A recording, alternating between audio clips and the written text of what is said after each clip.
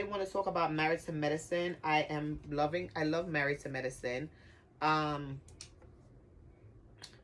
uh, my favorite thing going on is always Heavenly and Quad. They make the whole show for me.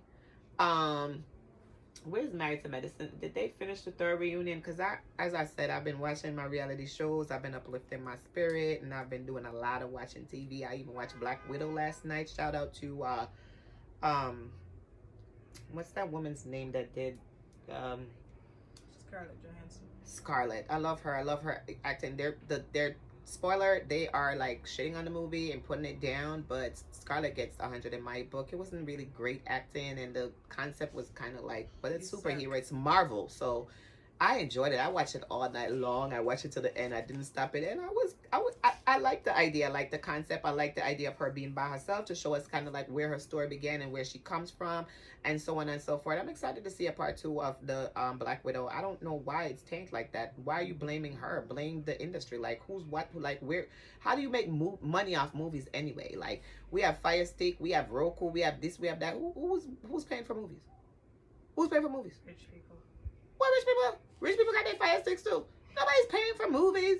We're waiting for it to get to the different apps we have on our streaming devices that we keep moving. Like, hello. Yes, I'm guilty. But I do have a few subscriptions, so leave me alone. All right. Married to Medicine. What episode was that? What's the last episode? Is it the reunion? Quad coming out. I don't remember. I know I watched Housewives of Potomac. Reunion Part 3. When? July 18th. Okay, so the reunion is coming. So I have to go and catch up on my Married to Medicine because this whole season, the season was kind of like short and boring to me in the beginning because Quad wasn't in it, and Quad isn't in it, and she's not bringing the girls and the tea and the slang and the talk that the girls bring, and bringing that that legendary feel to it. It just doesn't happen for me. They brought back this first lady from the first season. Wait, hold on. Oh God. Season 8, the cast.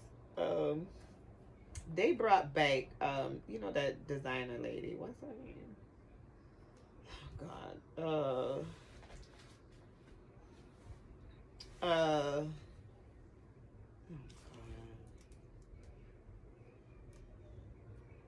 Try everything.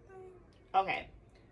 Married to Medicine. I like Anila. She's new, but she's kind of like a little crybaby, and she seemed like she don't really have no money like that. And I didn't like all that tea that was coming out about her with Toya. Toya was really acting up this season.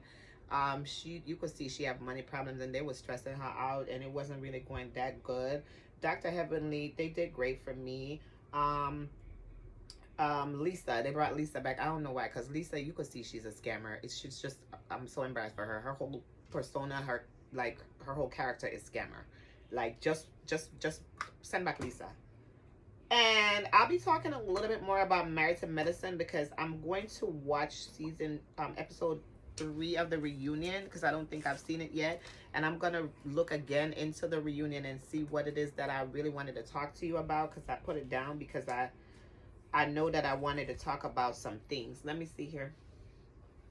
I also wanted to talk about